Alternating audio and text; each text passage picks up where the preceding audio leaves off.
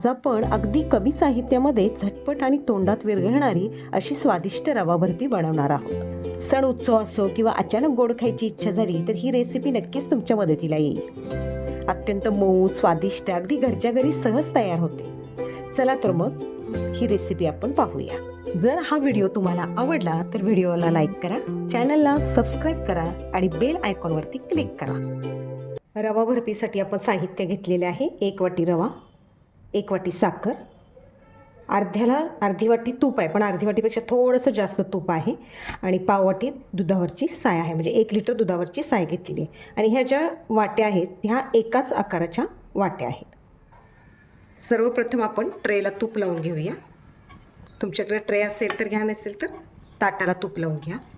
आधीच हे तूप लावून पूर्वतयारी करून आपण ठेवायची आहे। इथे आपण 1 वाटी रवा भाजून घेऊया। गॅसच्या मंद आचेवरती हा रवा 2 ते 3 मिनिटच फक्त भाजून घ्यायचा आहे, त्याचा कलर बदलून द्यायचा नाही। आता त्यानंतर जे आपण अर्धी वाटी तूप घेतलेलं आहे ते थोडं थोडं घालून भाजूया। गॅस बारीकच असू दे, तर मोठा गॅस केला तर कदाचित रव्याचा कलर बदलला जाईल, म्हणून बारीक गॅसवरतीच आपण ते करून घ्यायचं आहे। इथे सगळं अर्धी वाटी तूप टाकून घेऊया।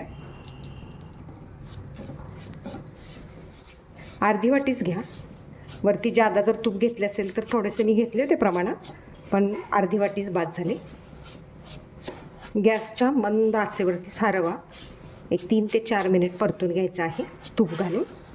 तर कलर चेंज करायचा नाही, जर मोठा गॅस केला तर रव्याचा कलर चेंज होईल।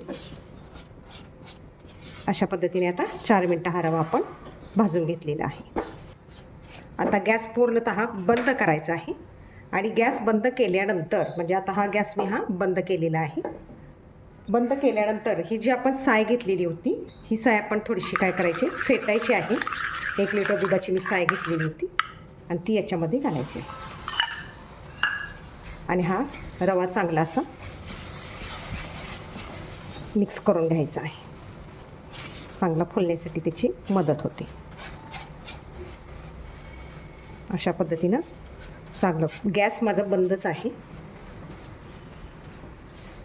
अशा पद्धतीने हे चांगला रवा फुलला गेलेला आहे साय घातल्यामुळे।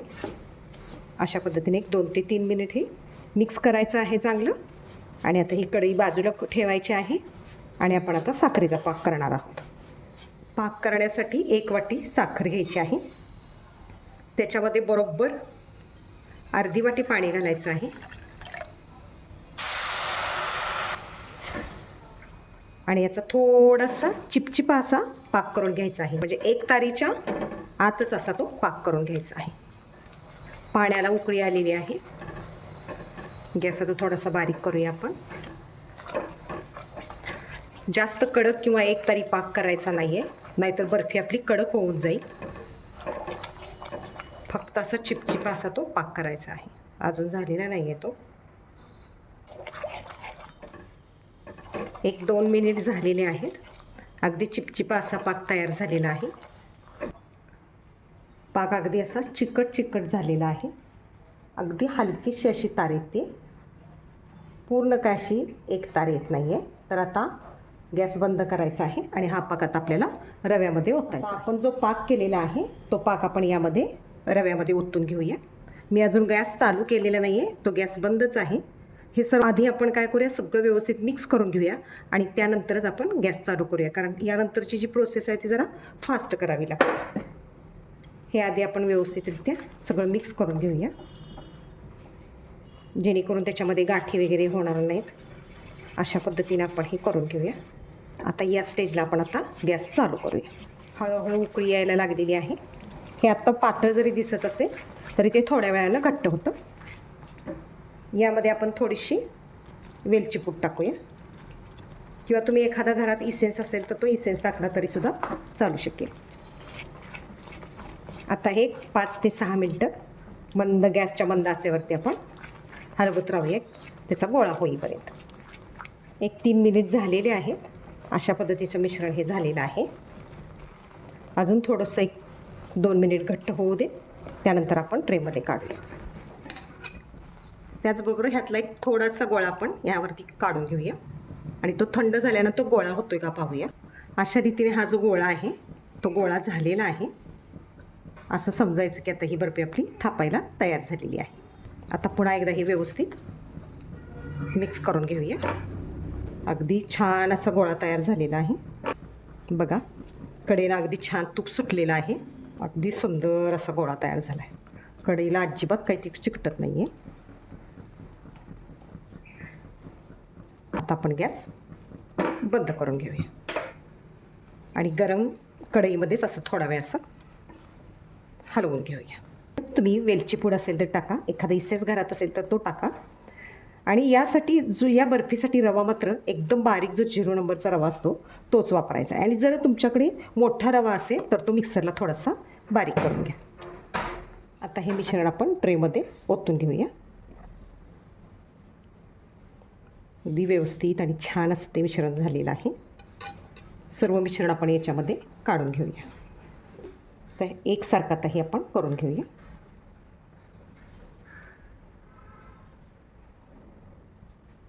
एका फुलपात्राला मी इथे तूप लावलेलं आहे. या तुपाच्या साह्याने आपण काय करूया, हे थापून घेऊया. अशा रीतीने बर्फी ही छानरित्या थापून झालेली आहे. अगदी प्लेन करून घेतलेली आहे. आता ही थोडा वेळ सुकू दे. सुकल्यानंतर आपण त्याच्या वड्या पाडणार आहोत. आता बर्फी कट करून घेऊया.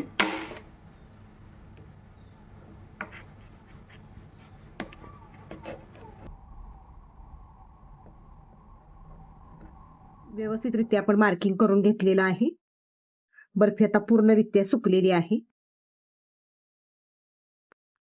आता बर्फी निघते का पाहूया.